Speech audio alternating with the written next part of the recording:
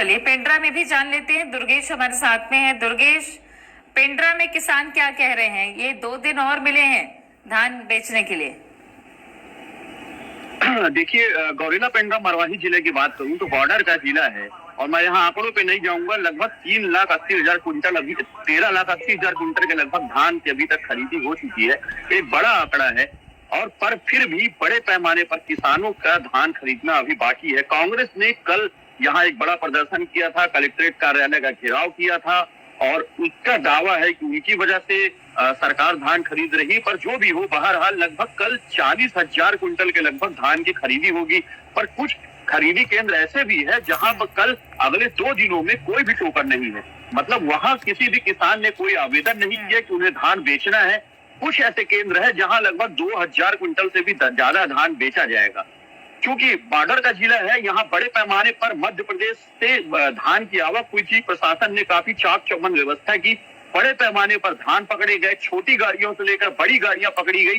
पर वे किसान जिनका एक्चुअल धान था, वो किसान यदि बेचने से वंचित रह गए हैं तो सरकार के लिए निश्चय ही परेशानी का सबब है, चिंता का सबब है। क्योंकि सरकार ने यह दावा कर रखा है कि किसान का एक एक दाना धान खरीदा जाएगा।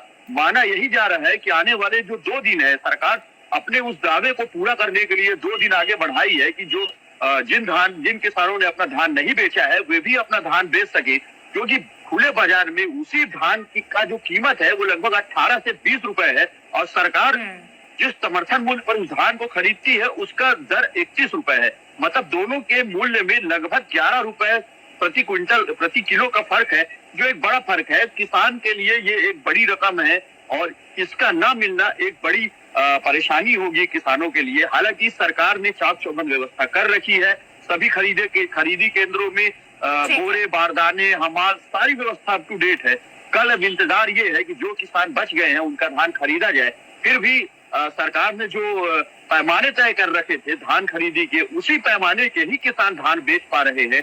जिनका या तो 28, 29, 30 को धान नहीं बिका या किसी वजह से धान नहीं चढ़ पाएगी, या 10 जनवरी के बाद जिन्होंने धान का सत्यापन करा रखा है, उसके अलावा जो किसान है वो धान अभी भी नहीं बेच पा रहे हैं। देखना ये होगा कि क्या आने वाले समय में उन किसानों को भी कहीं से राहत मिलती है या सरकार का ये जो अंतिम है 5 और 6 तारीख, ये डेडलाइन साबित होगी। जी ठीक है, ठीक है। और भगदड़ की स्थिति तो नहीं होगी, ये भी समझना जरूरी है। राजेश से समझते हैं। राजेश, सरकार